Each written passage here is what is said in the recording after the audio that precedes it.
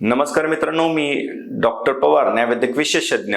आणि भारतात सर्वात मोठं भरपाई लागलेलं मेडिकल निग्लिजन्सचं प्रकरण ते म्हणजे अनुराधा साहा केस. या केसविषयी आज आपण माहिती घेणार आहोत. प्रकरणाचं नाव आहे डॉक्टर बलराम प्रसाद विरुद्ध डॉक्टर कुणाल साहा. सर्वोच्च न्यायालयाने 24 ऑक्टोबर 2013 रोजी हा न्यायनिर्णय त्या ठिकाणी दिलेला होता आणि राष्ट्रीय ग्राहक आयोगाकडून दिलेल्या प्रतिकार रकमेसंदर्भात वाढ करून त्यामध्ये सुप्रीम कोर्टाने 6,08,550,000 व्याजासह अंतिम भरपाई जी आहे ती मंजूर केलेली होती. म्हणजे हे सगळं 12-12.5 कोटीच्या घरात नुकसान भरपाई जी आहे ती हॉस्पिटल आणि डॉक्टर यांना द्यावी लागलेली आहे. आता ब्रीफ फॅक्ट्स असे आहेत की अनुराधा साहा या US मध्ये स्थायी रहिवासी होत्या. कोलंबिया युनिव्हर्सिटीमध्ये त्या मनोविज्ञानामध्ये शोधक होत्या. भारतामध्ये त्या व्हॅकेशनसाठी आल्यानंतर त्यांना ताप आणि अंगावरती पुरळ आले आणि रुग्ण म्हणून ते या डॉक्टरांकडे आलेले होते. जे काही हे आंबरी म्हणून हॉस्पिटल आहे कोलकात्याचं, या ठिकाणी हे उपचार झाले आणि नंतर ब्रिच केंडी हॉस्पिटल येथे त्यांचा मृत्यू झालेला होता.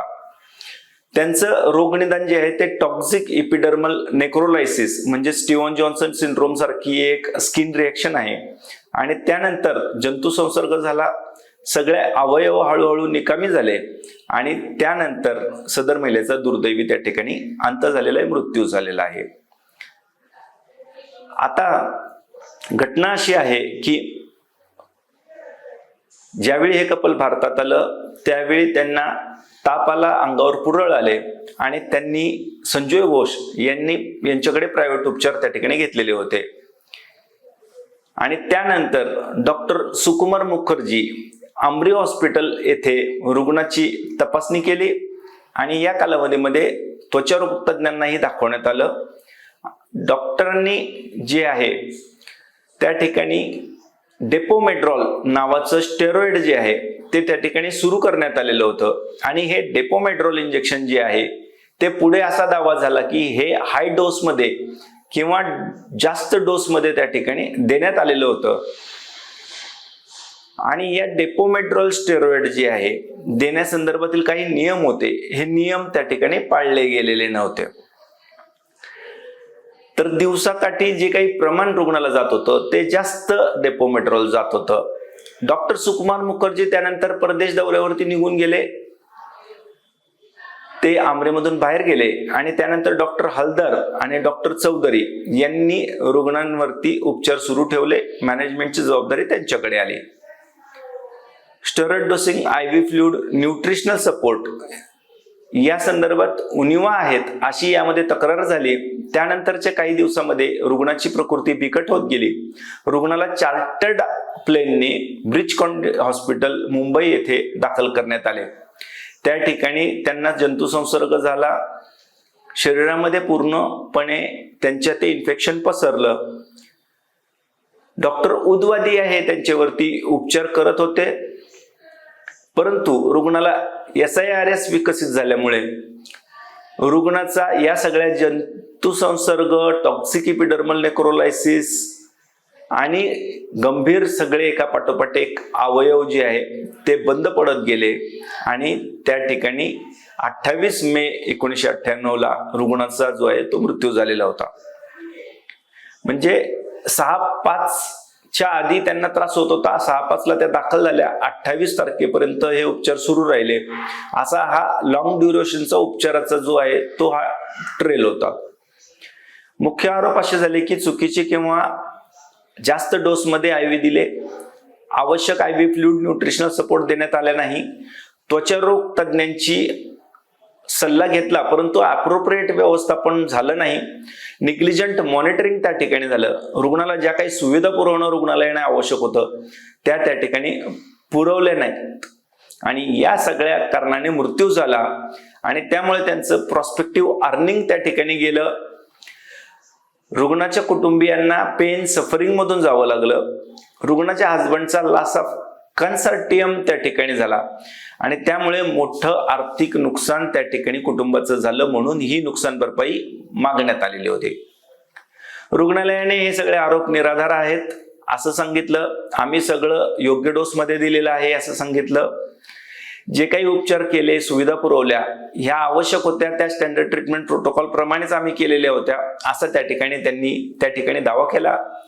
जी काही काळजी घ्यायला पाहिजे होती ती देखील आम्ही व्यवस्थित घेतली. रुग्णाला पुढे रेफर करण्या देखील आम्ही सल्ला दिलेला होता. हे सगळे मुद्दे त्या ठिकाणी बचाव पक्षातर्फे करण्यात आले होते. न्यायालयाचे निरीक्षण असे होते की जो काही हा डोस चुकला होता, हा चुकलाच होता या संदर्भातील एक्सपर्ट ओपिनियन दाखल झाल्यामुळे हे सिद्ध झालं. आणि त्याचप्रमाणे जे काही सर्व हे इतर आरोप केलेले होते त्या ठिकाणी हे आरोप पूर्ण अंशी किंवा काही अंशी त्या ठिकाणी सिद्ध झाले. आणि त्यामुळे डॉक्टर आणि रुग्णालय जे आहेत त्यांना दोषी ठरवलं. मेडिकल निग्लिजन्स प्रकरणामध्ये मल्टिप्लायर मेथड सरसकट लागू केलं जाणं हे योग्य नाही, कारण हे मोटार ऍक्सिडेंट सारख्या क्लेम मध्ये लागू होतं. या प्रकरणामध्ये अशा पद्धतीची जी काही मेथड आहे नुकसान भरपाई कॅल्क्युलेट करण्यासाठी ही चुकीची आहे. तर यामध्ये वेगवेगळे मुद्दे विचारात घेतले गेले आणि मग कॉम्पेन्सेशनचं जे कॅल्क्युलेशन आहे हे या ठिकाणी केलं. यामध्ये वेगवेगळ्या केसेसचा आणि लिगल प्रिन्सिपल्सचं डिस्कशन मोठ्या प्रमाणावर करून हे कॉम्पेन्सेशन कसं ठरवता येईल यामध्ये ठरवण्यात आलेलं होतं. यामधून आपल्या लक्षात आहे की डॉक्टरांनी विस्तृत दैनंदिन चार्ट, दैनंदिन डॉक्युमेंटेशन, मेडिकेशन डोसेस चार्ट हे व्यवस्थित ठेवणं आवश्यक आहे. Date, time, dose, batch number हे देखील. स्टेरॉइड किंवा गंभीर औषधं वापरत असताना त्याचं डॉक्युमेंटेशन हे बारकाव्याने केलं गेलं पाहिजे. व्हाय, फॉर हाऊ लॉंग आणि त्याचा मॉनिटरिंग प्लॅन काय आहे हे तयारी ठेवावी.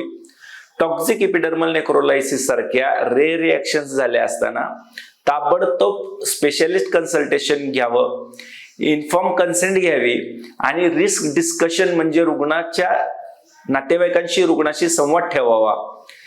ट्रॅव्हल रिलेटेड, ट्रान्सपोर्ट रिलेटेड ज्या रिस्क आहेत या रिस्क संदर्भात देखील त्या ठिकाणी लेखी नोंदी ठेवाव्यात आणि जागरूक राहिलं पाहिजे. रुग्णाला, त्याच्या परिवाराला, कुटुंबाला पुढे जाऊन काय आर्थिक नुकसान होणार आहे याचा देखील त्या ठिकाणी विचार ठेवावा आणि त्यामुळे संवाद असणं फार गरजेचं त्या ठिकाणी आहे.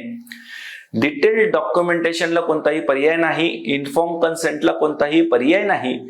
पेशंट मॉनिटरिंग आणि रुग्णालयामध्ये आपण सांगतो की ज्या सुविधा त्या ठिकाणी आमच्याकडे उपलब्ध आहे त्या सुविधा त्यांना स्टँडर्ड प्रमाणे, स्टँडर्ड केअर जी दिसून आली पाहिजे याच्याप्रमाणे रिझनेबलनेसने त्या पुरवल्या गेल्या पाहिजेत.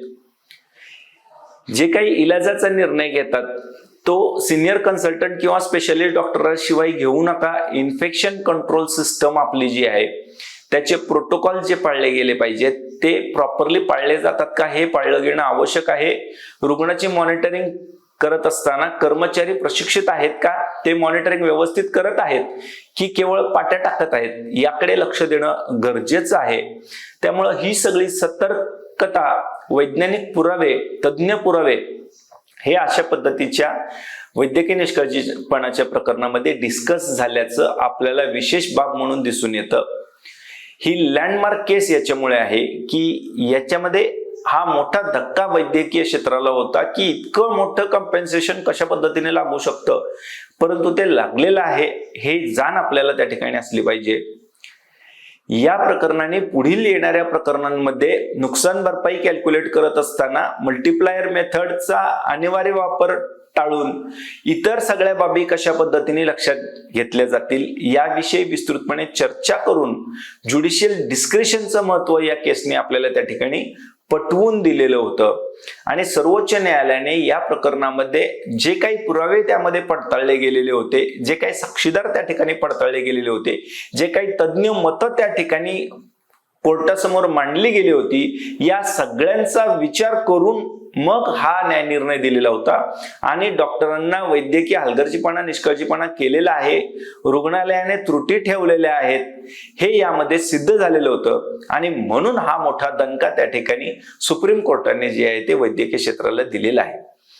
त्यामुळे प्रत्येक हॉस्पिटलने, डॉक्टरने, रुग्णाने कशा पद्धतीने आपलं वर्तन ठेवावं, वागणूक ठेवावी, स्टँडर्ड ऑफ केअर म्हणजे काय, रिझनेबलनेस म्हणजे काय, ड्युटी ऑफ केअर म्हणजे काय, आणि ह्या ड्युटी ऑफ केअर मध्ये कुठेही डिफिशियन्सी किंवा ब्रीच ऑफ ड्युटी राहता कामा नये, जेणेकरून या ड्युटीमुळं किंवा ह्या ब्रीच ऑफ ड्युटीमुळं रुग्णाला एखाद्या नुकसानीला सामोरं जावं लागू शकतं, जे की पुढे जाऊन तुमच्यावरती लायबिलिटी म्हणून लादलं जाणं शक्य आहे. हे यासाठी हा लँडमार्क जजमेंट प्रत्येकाने एकदा तरी वाचावा, जेणेकरून यामध्ये काय मुद्दे डिस्कस केले गेले, काय काय गोष्टी विचारात घेतल्या गेल्या, का जे काही कायदेशीर कागदपत्र त्या ठिकाणी पडताळली गेली, त्यामध्ये मेडिकल रेकॉर्ड्सचं महत्व, इन्फॉर्म कन्सेंटचं महत्व, ज्या काही रिस्क डिस्कशन आपण रुग्णांसोबत किंवा त्याच्या नातेवाईकांसोबत करतो, हे करणं का आवश्यक आहे, यासाठी हा न्याय निर्णय अत्यंत महत्वाचा आहे. आपणास जर कॉपी प्राप्त झाली तर ती आपण त्या ठिकाणी निश्चितपणे वाचा. याचे विश्लेषण देखील आपल्या ब्लॉग्सवरती आपण टाकत आहोत, तेही आपण वाचत राहा. व्हिडिओ आवडल्यास नक्की लाईक करा, शेअर करा, सबस्क्राईब करा. जय शिवराय, जय महाराष्ट्र.